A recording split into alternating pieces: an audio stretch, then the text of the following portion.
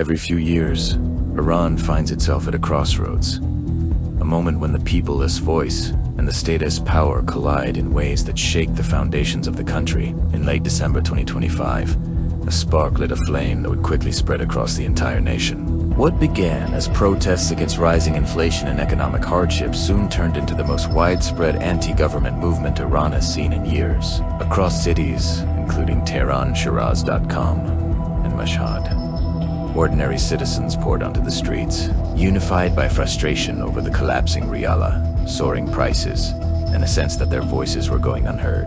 From the outset, Iranian authorities faced a dilemma: how to respond to a crisis that was no longer just about bread and jobs, but about political legitimacy and national pride.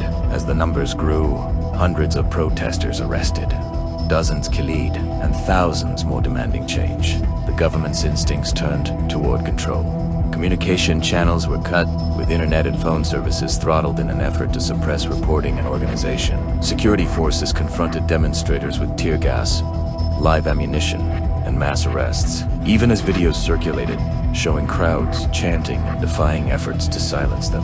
At the same time, Iran's military leadership issued statements positioning themselves as protectors of national interests, both the regular army and the elite. Revolutionary Guard Corps declared their resolve to defend strategic infrastructure and public property, while framing the unrest as influenced by foreign plots and hostile forces. The supreme leader reinforced this stance, portraying the unrest as a threat to the revolution and warning of severe consequences for what the state described as saboteurs and enemies of the nation. International reactions have added another layer to the crisis. The United States expressed support for protesters, with prominent political figures calling on Tehran to respect basic rights, even as diplomatic tensions escalated. Meanwhile, human rights organizations condemned the crackdown, highlighting reports of excessive force and alleged violations of international law. What makes this moment particularly volatile is the convergence of economic despair and political discontent. For many Iranians,